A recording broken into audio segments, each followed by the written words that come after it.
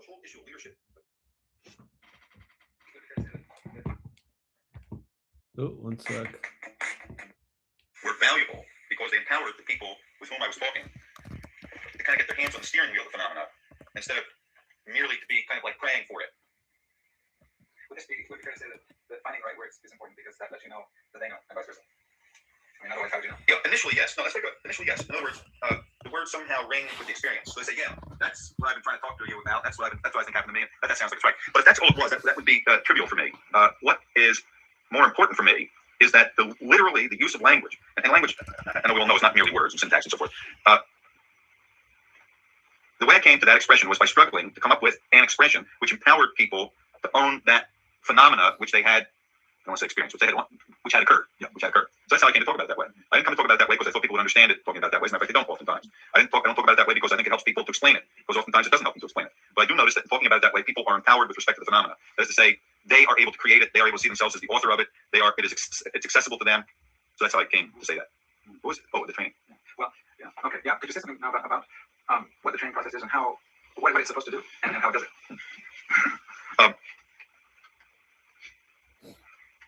The training is 4 days long, about 15-hour days.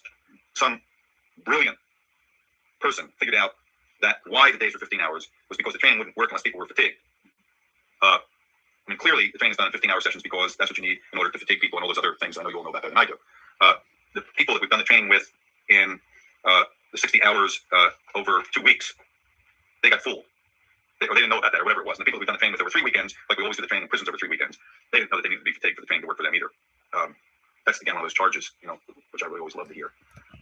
Illustrates the validity of the work we're doing.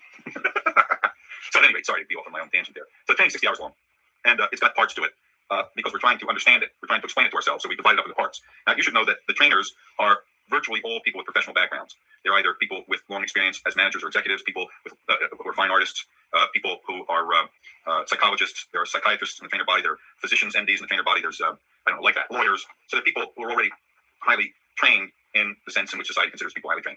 It then takes us, on an average, 2.5 years to 3 years of not ordinary days to train them to be trainers, in addition to their professional background.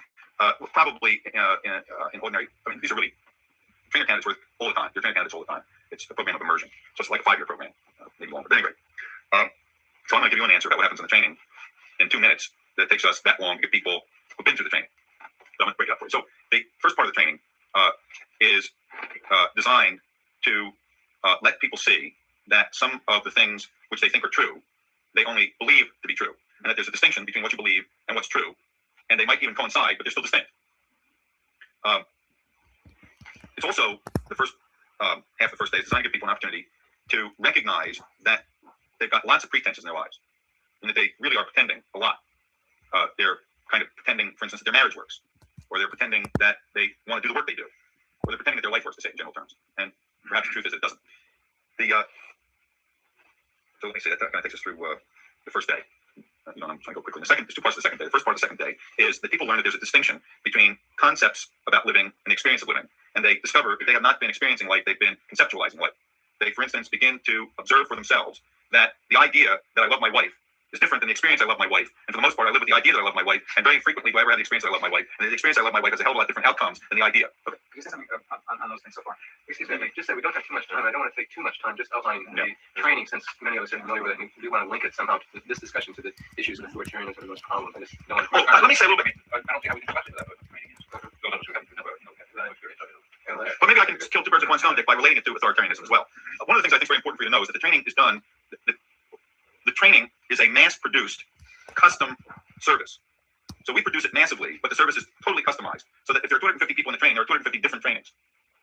Very little of the training is done at you. And if it is, that part which might be done at you is clearly done at you, by example. In a moment, you might not remember that, but if you sit down, it's very clear you stand up in an interaction with the trainer. The